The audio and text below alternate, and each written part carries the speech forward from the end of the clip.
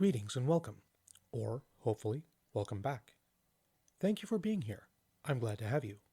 If you like what you hear, please like, comment, and or subscribe at the end for the algorithm. Now, on with the story. The Deathworlders, a story by Philip R. Johnson, aka Hambone, Hambone HFY, and Hambone 3110. Chapter 14, The Hornet's Nest, Part 2. Date point, 3 years, 8 months, 2 weeks, 3 days AV. Mr. Johnson raised his hands and looked at them as if he'd never seen them before, and flexed them, balled them into fists, and rolled his shoulders. Strong, he commented. There was something off about his intonation. It was hard to describe. Previously, the drone had projected an air of competent, contented, ready-for-anythingness. Now, it was speaking with an air of wonder, maybe, or revelation. 72 affected a frown, even though the Kortai body wasn't really equipped for that expression. "What are you doing?" he demanded impatiently. The drone grinned.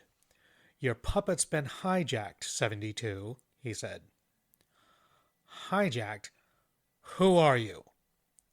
The grin broadened. 6. And you chose a biodrone based on a Deathworlder to host you? The thought was repugnant. He may control them, but the thought of ever using one as a host was appalling. It was the only available host. Having tried it, however, I wholly recommend it. You should occupy one of these yourself and get out of that cage you've put yourself in, 6 replied. Next to the governor I was wearing just a few minutes ago, this feels, liberating.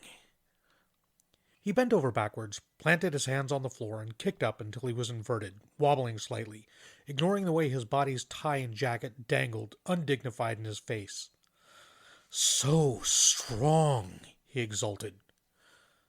Not that I don't appreciate the input and assistance of a single digit, 72 said, speaking with as much tartness as he could muster, but I was under the impression that this is my operation. Oh, it is. As far as the numbers know, the operation on this planet is only being overseen by 72. I am here unofficially. Unofficially? 72 spat the word. Officially so. If there was one thing a Kortai body was well designed for, it was looking nonplussed. If there was one thing that 6 seemed to be adept at, besides causing irritation, it was not deigning to notice nonplussed expressions. Amazing. There are whole trees of autonomic and instinctive functionality in here. The poor things aren't so much controlling their bodies as prompting it to do something it already knows how to do. A memory, a potential behavioral tic that might cause the higher-ranking hierarch to become a little less obtuse, tickled 72's attention. 6. I would appreciate a clearer explanation of what you're doing here, please, he asked politely. Certainly, the mercurial number flipped right side up again and sat down cross-legged. You only had to ask. I am here because Earth has become priority 1, and rather than break with decorum and insult your competence, 2 felt that a more subtle approach was required. Hence you. 72 concealed his opinion that there were exploding stars less subtle than 6 behind an inflection of polite understanding. Supposedly, why they felt I was appropriately subtle is beyond me, 6 replied candidly. Possibly they felt that throwing me at a potential disaster would be a good excuse to finally decompile my identity. We're not doing that badly down here, 72 protested. The humans outwitted 24, 6 corrected him. They're flinging themselves into space as fast as they can get the infrastructure in place to do it. They have introduced the galaxy to whole new paradigms of combat. He leaned forward, hands dangling loose across his knees. What we have here, my dear sibling, is a first-degree emergency, and I would have hoped that you would have had the wit to see it, even from down here in the thick of the fighting. They're investigating me. Tenaciously, too, 72 admitted. They have government organizations on several tiers, all behaving like that damnably powerful immune system of theirs. They seem willing to believe what must sound utterly incredible to them, and they seem to be completely paranoid. Paranoid? They back up everything, store their data, spread it far and wide so that even if I kill the person who collected it, somebody else is able to continue their work. Silencing the investigator who betrayed us has only served to risk galvanizing the investigation. I've never heard of anything like it. No. In that case, you're lacking the knowledge of a fundamental component of their psychology, my friend, Six stood.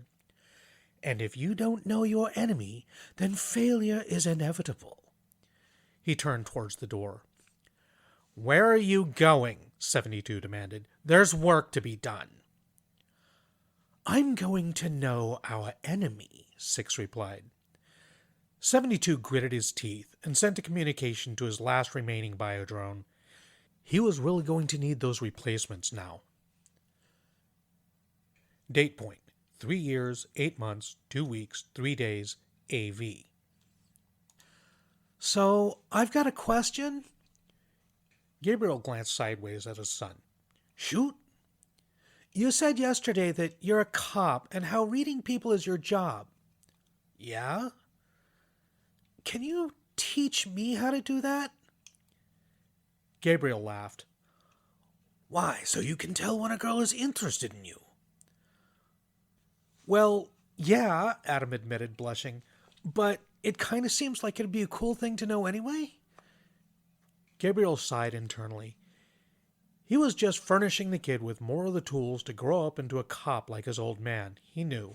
But at the same time, knowing how to look at body language and movement was a useful skill for anybody. It could get a young man out of trouble, if he could see trouble before it came gunning for him. All right, let's grab a snack and I'll teach you a few things, he said. They selected coffee and donuts, prompting a predictable joke from Adam about those foodstuffs in Gabriel's career, and settled into a corner of the food court where they could see much of what was going on. Okay, so body language. He looked around. The mall was fairly busy. Not heaving, but there was a fair density of humanity moving around. It was an excellent introduction. How many people do you think are here right now? Adam looked around and then shrugged. I don't know, a couple of thousand? Yeah, I'd say so, Gabriel agreed. How many do you think are here to break the law? Adam thought about it, then gave him a wide-eyed, head-shaking shrug. Damn near none of them, Gabriel informed him. Pretty much everybody here is just here to shop, buy stuff, go home, live their lives. Most people are decent human beings, okay? So what you're looking out for is the handful who aren't. Okay? How? 2 things. First part is profiling. What's the crime that's most likely to be committed where you are, and what type of person is the most likely to commit it? That changes depending on where you are and when. Here and now, the most likely crime is shoplifting. Right, and that's tricky because the profile for shoplifters is pretty vague. Men and women shoplift about equally, and they do it on the spur of the moment. About the only thing you can look out for is groups of teenagers, kids about your age. Peer pressure makes them do stupid shit, you know? Yeah. Gabriel guessed that his son knew a few kids at school who had admitted to or even boasted about the crime. There wasn't much that could be done about it, and you had to let some stuff go or you'd never switch off. So you have to look out for the warning signs after the crime has been committed, he continued, pretending not to have noticed the hesitation. And that means you have to look out for anyone who's moving strangely. Like how? You just have to watch people. Get a feel for how they normally move in this environment.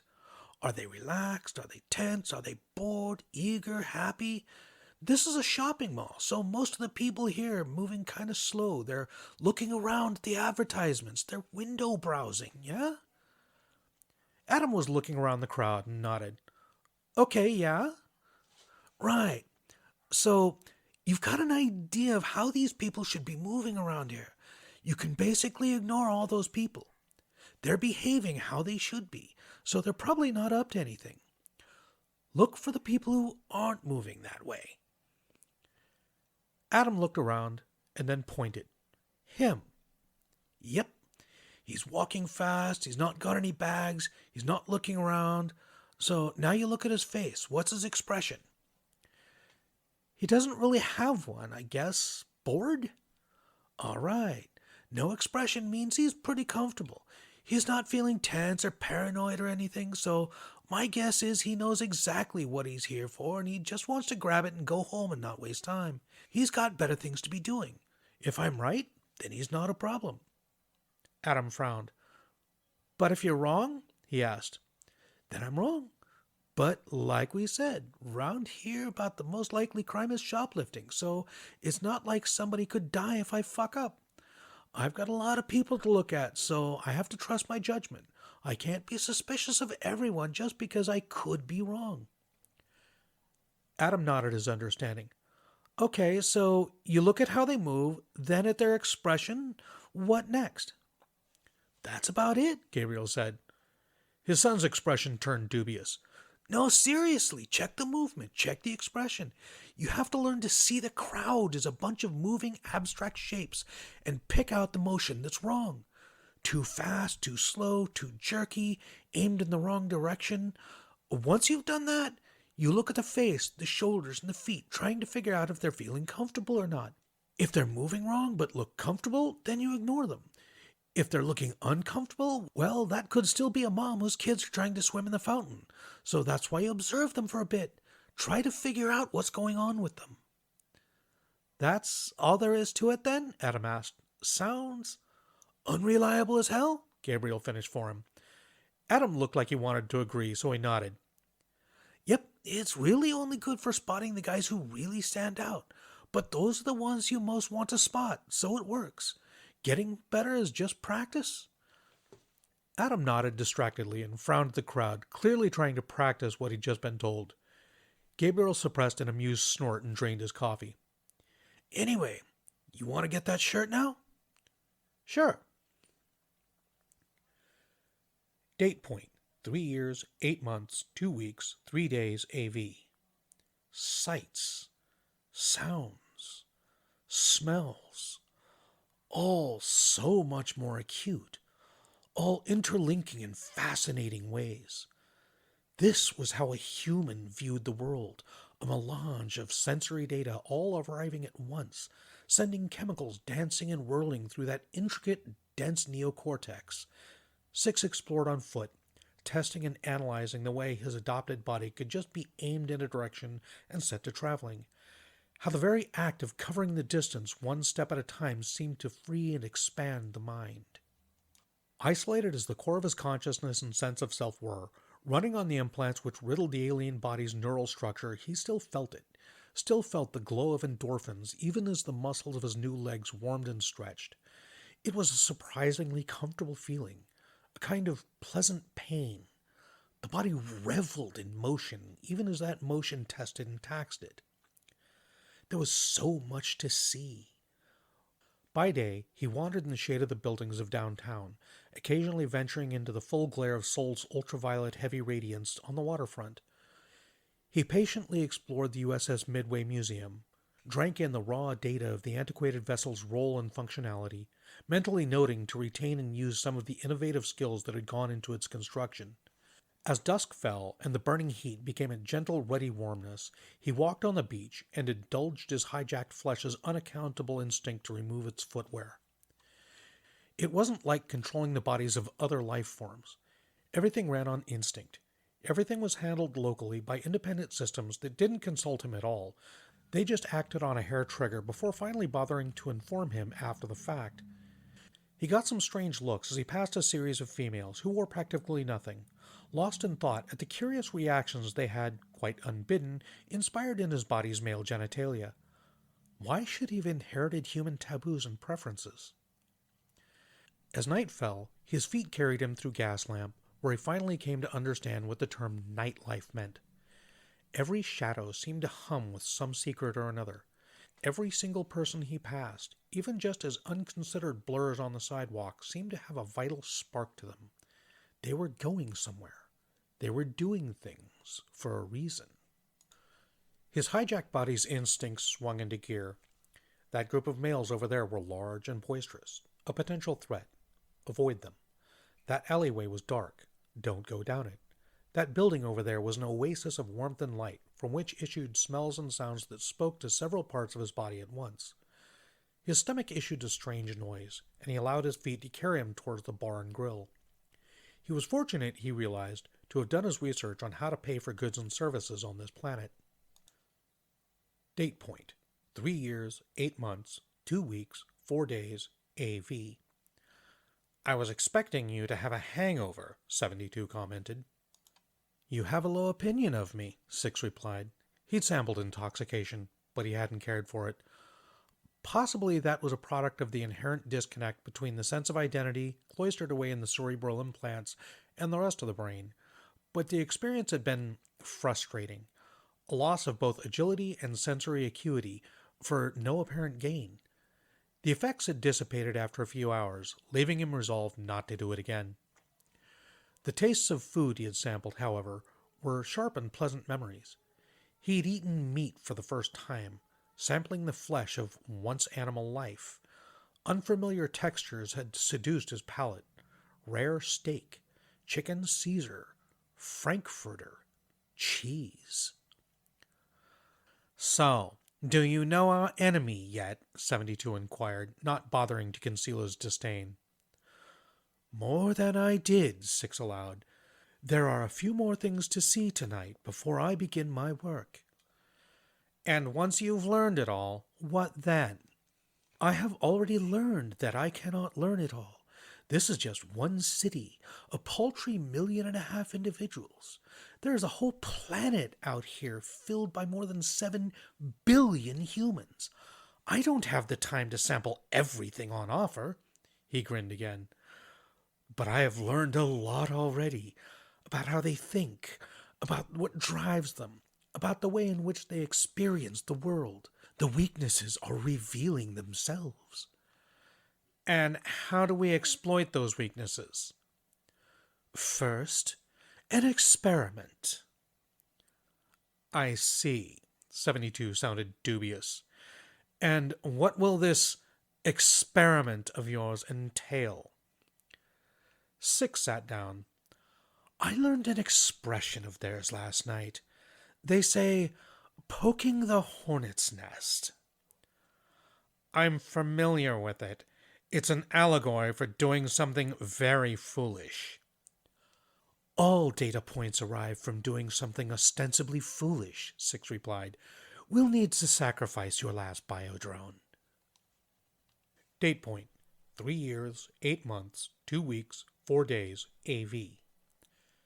Adam had followed his dad's insight into how to crowd watch with some internet research of his own, and he felt he was starting to get the hang of the skill. He'd also done some research on how to have a good first date. Arriving early at Skate World allowed him to accomplish both.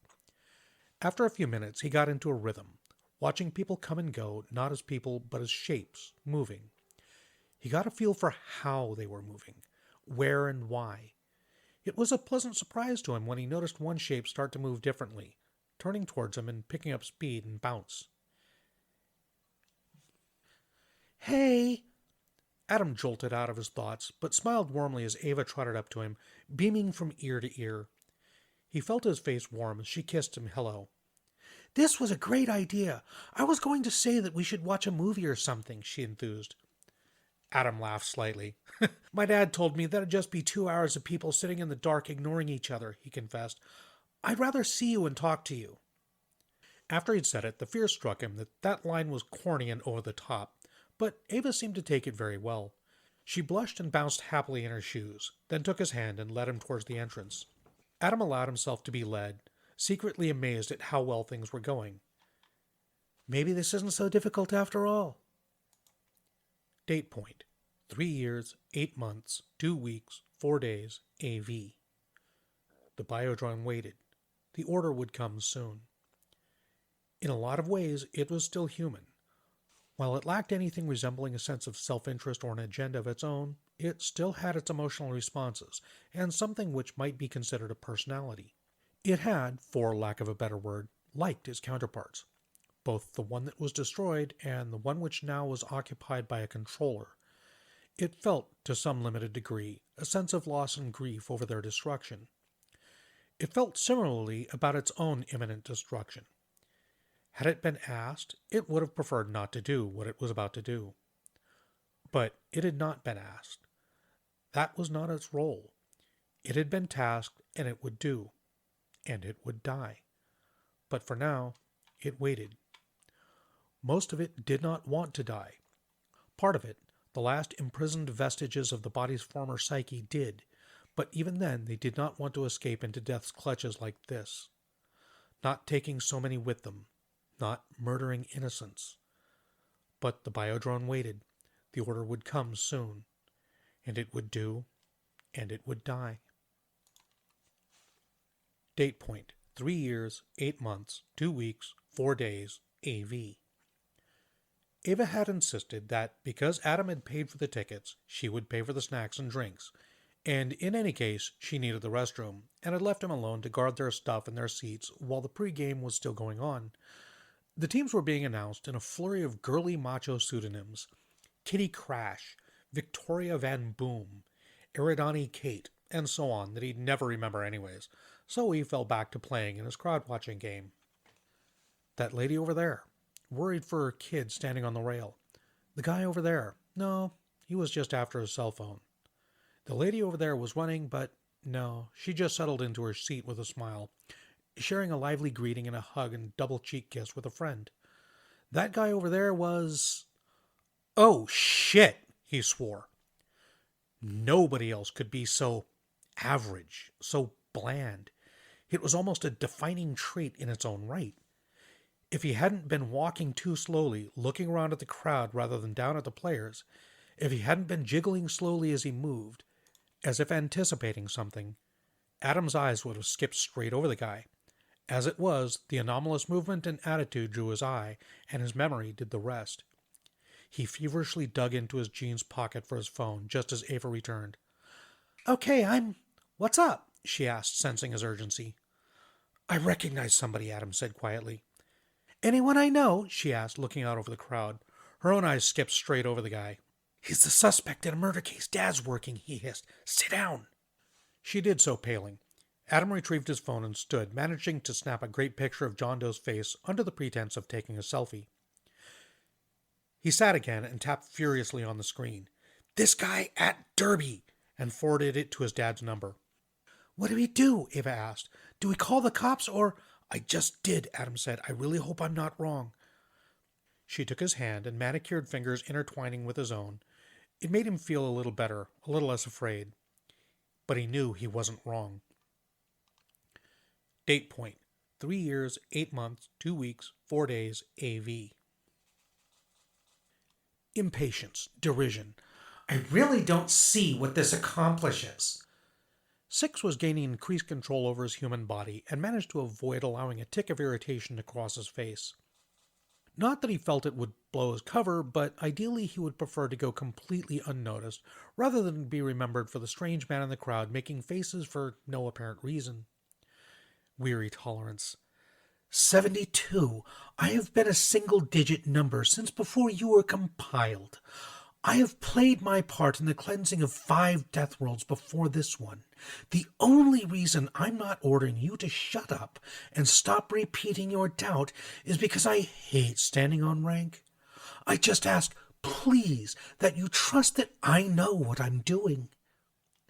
There was no reply for a few minutes, buying him the time to show his ticket, enter the venue, find his assigned seat and look around with interest at the gathered crowd, most of whom were holding up their phones and cameras, getting snapshots to bleat at each other about where they were and what they were doing. He sat down when 72 entreated on his thoughts again. Resignation, frustration. Very well. I trust your judgments. I just ask that you please share some of your reasoning with me. Satisfaction. You only had to ask. He paused to gather his thoughts, thinking how best to explain it to such a junior number. Mentoring. Despite our late alert on just how far along the humans were, we still established our presence on this planet sufficiently early that the usual strategy of engineering a large-scale exchange of nuclear armaments should have worked. There was no reason for it not to. Skeptical. If you say so. Six smiled. Two groups of human females had assembled on the open floor below, wearing colored clothing to indicate their team, plus some light impact resistant armor to protect their joints and head, and curious wheeled shoes. He wondered idly what the rules of the game were. Assertive. I do say so. The failure of this strategy implies that there is some self-correcting element in the human psyche which compensates for the usual aggression of a Deathworlder mindset. They are capable of being presented with an existential threat and choosing not to attack it out of a long-term self-interest. The team set up, a huddle of 8 players, 4 from each team, blocking the path of the 2 in the back wearing a starred cover on their helmets. 72 still wasn't persuaded. Dismissive. So they're not stupid. You've not explained what this has to do with wasting my last biodrone on this suicide mission. Explanatory. Their behavior in a small crisis may shed light on their probable reaction to a larger one. By observing the former, I intend to gain insight into possible avenues of attack, which we can exploit to eradicate them. A whistle blew, and the 2 players with stars on their helmets launched themselves forward, battling to get past the players in front. It was all remarkably physical, the players forcing one another off balance and restraining one another with force that would have crippled or killed most other life forms. Even as he watched, one of the starred players fell and slid some way on her back, her helmeted skull bouncing against the hard, polished concrete floor. It was a serious blow, but she bounced back to her feet and threw herself into the fray again as if it was routine. Defeat. I can't find fault with your reasoning. I just hope this pays off with useful intelligence. Confidence. It will. There was no reply. The crowd emitted a delighted noise as one of the starred players broke free and accelerated around the oval track before diving straight back into the scrum she had so recently escaped. This time, with speed on her side, she skipped through the back and out the far side, at one point teetering on one wheeled foot on the very precipice of the track. The other starred player broke loose and gave chase, prompting the first one to dodge 3 more of the other team before patting her flanks 3 times, prompting a whistle to sound. 8 points were awarded, and 6 leaned forward, interested to figure out the rules of this bellicose game before it went extinct along with the species that invented it. Date point. 3 years, 8 months, 2 weeks, 4 days, AV. Adam's phone pinged after a tense 2 minutes. The message from Dad simply read, "It's him. GTFO. Don't alert crowd. Panic even more dangerous." Ava read the message, looked at his expression, and thank Christ decided not to argue. She just stood with him and followed him out of the stands, down the stairs, and into the street, silent, pale, and tense. "What now?" Ava asked. "I mean, we've just left all those people in there." "Dad said not to alarm them," Adam said. "The cops will keep them safe." "I hope so." She folded her arms low across her tummy, hunched and stressed. Adam didn't even think twice. He drew her in for a hug. He looked at his phone as it pinged again. The message just read, "Proud of you. Love you. Stay safe." Date point. 3 years, 8 months, 2 weeks, 4 days, AV. 72 would have truly preferred to keep his last drone intact, but 6's superior rank, even if the older number preferred not to rely on it, carried all the weight it needed to. Still, it was good that the arrogant hierarch had shut up for the time being. It allowed 72 time to think and prepare some contingencies that might, with luck, mean they got to keep the biodrone after all. His hopes of that were dashed when 6's impatient mental note cut into his planning. Query: what is the biodrone's ETA? Report: it has arrived. Retrieving the weapon from the vehicle's cargo compartment now. That was, technically, a small lie. The drone had been sitting in the car park for a few minutes, awaiting the go signal, while 72 desperately tried to work a survival scenario that would allow him to retain his last precious drone. Annoyed and resigned, he wrote the thing off. 6 would just have to acquire the raw material to create the replacements himself, being the last remaining ambulatory part of the operation. Satisfaction. Good. Remember to instruct it not to shoot the section where I'm sitting. 72 couldn't resist, ironically, echoing 6's own words back at him. Patient request.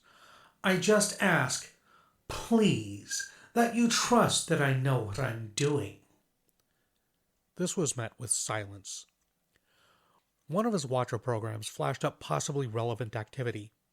He had snuck the virus into the San Diego PD dispatch system years ago. It was, in its own way, a little bit sapient, and could creatively interpret the flow of data inside the law enforcement information networks, looking for relevant or useful information. He allowed the information to be injected into his consciousness as he worked at getting the drone into the building undetected so that it could poke the hornet's nest, as 6 had ordered. Dispatch 819er, I have a tip-off on a suspect wanted for multiple violent felonies. He's at Skate World, Linda Vista, and Comstock. Please advise. Disbelief was the only conceivable response. There was no possible way that 6's biodrone could have been recognized. It was designed to be utterly anonymous. The things vanished in crowded areas. Its social stealth should have been perfect. He ordered the armed biodrone to abort its assault on the building and listened. 819er dispatch. Is the sighting confirmed? Dispatch 819er, positive ID. The guy's wanted for multiple homicide and domestic terrorism. Could be a mass shooting about to start over there. Request special tactics. Special tactics? What exactly that meant was not known to 72, but there was no point in sending in the biodrone now. It would surely be intercepted and destroyed without accomplishing anything more than they already had. In fact, now he thought about it, it was exactly the kind of response that 6 had intended to elicit. That it was arriving before anything even started was very troubling. But 819er dispatch, be advised special tactics is en route, creating talk group with their captain. For the first time since he had arrived on Earth, 72 understood the urge to swear and spoke aloud. Feces! He followed that declaration with an urgent transmission to 6. Alarm. Disbelief. Armed response units will be converging on your location imminently. Abort. Incredulity. That's impossible. Nothing's happened yet. Firm assertion. I'm listening to their communications. Abort. Reluctant acknowledgement. Aborting. Firm. I've withdrawn the assault unit too. I think we have all the information you need. Worried. I think you're right. Date point. 3 years, 8 months, 2 weeks, 4 days, AV. Suspect's a white male, late 30s to early 40s, brown hair and a full beard, wearing a charcoal suit and red tie. Gabriel gritted his teeth as Jimmy Rowan took a chance turning right at an intersection without properly stopping to check it. It earned a few honks, but it gave a few seconds, and it didn't need him to hit the siren. The closer they could get without making that noise, the better their hopes were that Johnson would still be in place when they arrived. The special tactics team was well ahead of him. Copy that. We're going in plainclothes, tag him, trank him, side room and search. Do it right and nobody needs to know. Gabriel keyed his radio again as a red light mercifully turned to green just in time. Be warned, he's suspect in a bombing on the East Coast. Could be wearing a vest, he advised. We've got a bomb squad, the SWAT captain assured him. ETA 1 minute. Dispatch's voice cut into the conversation again. Responding units, be advised we have report on a possible second shooter loitering in the car park. Caller said she saw him get a rifle out of the trunk. The SWAT captain's reply was terse. Copy, dispatch. There was nothing for it but to let Jimmy drive and to pray. Please, God, let my son be safe. He tapped the voice recognition on his phone and shouted at it over the sound of his howling engine. Call Agent Hamilton, he instructed. Date point, 3 years, 8 months, 2 weeks, 4 days, AV. Six's escape had been planned down to the finest detail, on the assumption that nobody could spot him if he was part of a mob of panicked civilians fleeing a massacre. He wasn't prepared to just leave, to abort the mission. That wasn't a scenario that had been deemed possible. Anxiety, stress. How? Can they predict the future or something? He demanded over the thought link. Reassuring, tense. Don't be ridiculous. Gnawing fear. But they have a word for it. Clairvoyance. Why would they have a word for something like that if they couldn't do it? Firm command. You're panicking. Just get out of there and we will determine how this is possible once you are safe. People were bustling this way and that. He flinched nervously away from them, kept his face bowed, tried to escape unseen. He brushed past a muscular male in a jacket and hat, ignoring off the man's, "Watch it, buddy," as he turned his face away and walked as fast as he dared towards the exit. Nobody challenged him as he stepped outside and breathed a sigh of relief. On the street, the anonymity of his biodrone body would protect him. Something dense, hard, and fleshy hit him from the side. He didn't hear it coming. There was no flash of movement in his peripheral vision. There was just the pain of his face against the asphalt, the discomfort of his limbs being restrained, a piercing pain as something violated his assumed skin, and then the world melted away into dreams of timeless nonsense. In the dark, the component modules of his personality were left to scream in rage within the separate prisons of the implants that sustained them. Date point, 3 years, 8 months, 2 weeks, 4 days, AV. The situation was changing faster than 72 could cope. There was too much to juggle, too many unknown factors. Six's line had gone dark. Threats were everywhere, none of them properly identified. The biodrone's orders were to retreat, and so it retreated along the pre-planned route. It did not mind the conflicting orders, it simply obeyed the most recent one. There were 2 armed threats on the way. Its orders included self-preservation and evading capture. It opened fire. Return fire cut it down. For only the second time in his life, 72 swore. Date point, 3 years, 8 months, 2 weeks, 4 days, AV. Adam! Dad! Gabriel Aries barreled into his son at speed and drew him into a bear hug. What's going on? Adam asked. SWAT's inside. They're going for a low-profile capture, Gabriel replied. But there's a second gunman about the place. We need to get... There was a thumping sound, and something hot and wet splattered Adam's face. Gabriel frowned at him. Your face. There were gunshots. Ava started screaming. Jimmy lowered his gun. Holy fuck, did you see... he began. Then his expression changed as Gabriel fell to the ground. Shit! Dispatch! I need an ambulance! West side of Skate World ASAP! Officer down! Officer down! Good morning, good afternoon, or good evening. I am the Casual Deathworlder, your host, and this has been The Deathworlders, Chapter 14, Part 2. If you enjoyed what you heard, please like and comment down below for the algorithm. If you're new here, please consider subscribing. And as always, both a shout out and apology to my editor, Graygor. Thank you, buddy. I could not do this without you. And an apology for the mangled mess you are about to receive. I'd also like to give a shout out to Munchkin 1, Munchkin 2, and Munchkin 3. You know who you are.